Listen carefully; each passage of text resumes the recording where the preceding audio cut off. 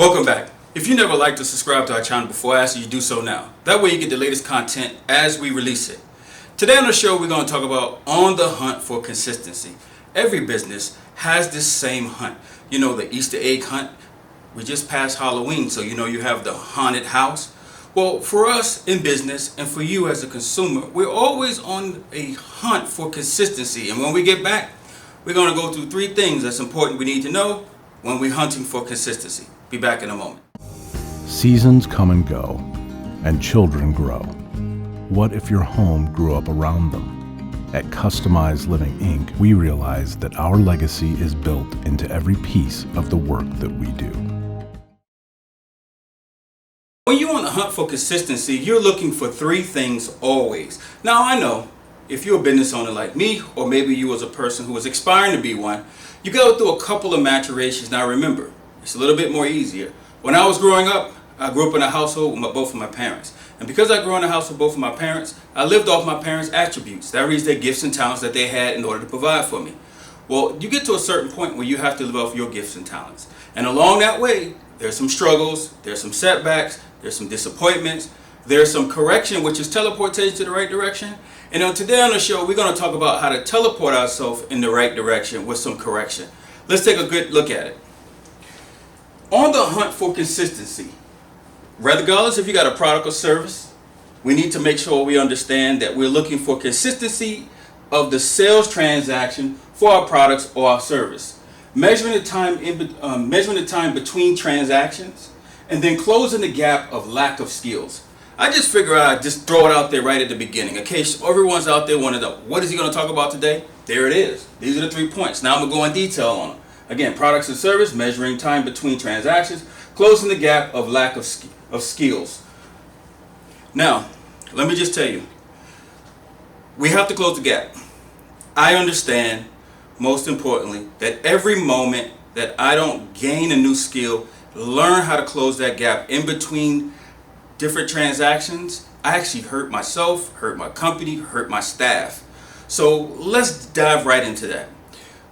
Most of the time, I use an example. Most of the time we have our bills that come once a month. We have one bill that comes once a month, unless we got some type of program that we have that pays every 2 weeks or something, if we agree to terms like that, which I wouldn't suggest you do, but in case you ever done that, that means your consistency in your invoicing has to be less than 10 days. If you invoice once a month, then you means your consistency in invoice has to be less than 25 days. You have to be able to consistently have your invoices either daily, if it's 7 days, if it's 14 days, whatever the terms are. It's every 25 days, like on most credit cards, billing statements, you need to be 20-day invoicing. You need to be ahead by a couple of days so that where you know when the money's in the bank. Well, that time frame is important because in between transactions, we can easily get comfortable. And if we get comfortable, we begin to fail. So I want you to understand that today on Business Pro Tips, you have to take the distance. I know that a lot of us see things. You ever had that situation before where somebody threw something, they said, think fast, and you stand there and it's like, boom, it bounced off you, may hit you in the face. Now, you could have naturally just did this, you could have knocked it down, but it ends up hitting you because in the process of thinking fast, you're still processing. Download and upload is moving slow. Then boom. You know, you tell somebody, hand me something, and they toss it to you, or they throw keys at you, or they throw a coat, and it ends up, you either get them harmed or you miss it, regardless of what it is. That's that think fast moment. Well, in between each transaction, there's a little bit of aspect of excitement, and then there's also a little bit of process of settling down. You need to know when you do that, because that's going to be your clue on when, as soon as you start to get comfortable, you make that gap in between your invoicing. But if you just constantly invoicing each and every day, you get to that momentum, then you actually can, again, there's certain places you go into. Fast food is one of them, okay, just so you know that. Credit cards is not, but fast food is one. You're not eating unless you pay up front. Do you have a product or service that's like that? And let's say you do. But what is the consistency in between that program? Or maybe yours is that you bill and it could take up to 90 days. Well, that's catastrophic for a business that operates on the 30 days. Now, this may seem familiar, but this seems to be something in the market that continues to come up. So, I mean, how many times I talk about it, hunting for consistency, it seems to be a problem between some of our viewers and also some of our clients. How does this happen? It's because they're thinking fast. We're not really measuring. We're going through. Now, we all have that little sixth sense where we realize, okay, something's not right. Last time my invoice was this many days. Have the money came in. Run into the mailbox. Did any checks come? Did any checks come? That only tells us that your consistency is not there. When you can stroll to the mailbox 2 months later, we know that you got a lot of junk mail. You know what I mean? But if you could go and you're not anxious, like, did the check come? You don't have a consistency between transaction error. You're on the other spectrum, which means I have enough of my retained earnings and enough of operational capital where if a client didn't pay, it wouldn't be catastrophic. But for everyone else, how do you create that system? You start off by accepting that you don't have one.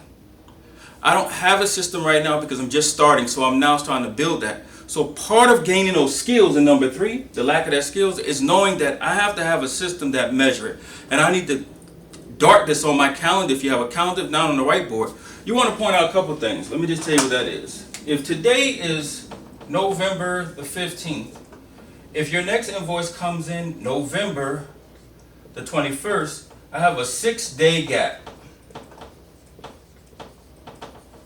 That 6-day gap right now, because I'm just beginning to start this, may not be an issue.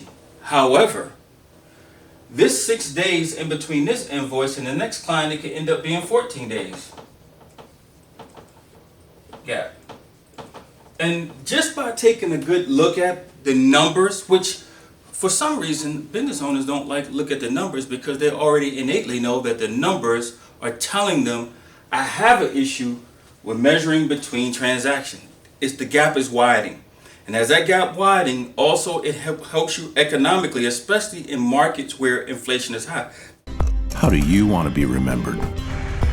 At Customize Living Inc., we realize that long after the project is over and long after the crews have gone home, our legacy remains, for it is built into every piece of the work that we do. When inflation is high, you have those opportunities where it's unexpected.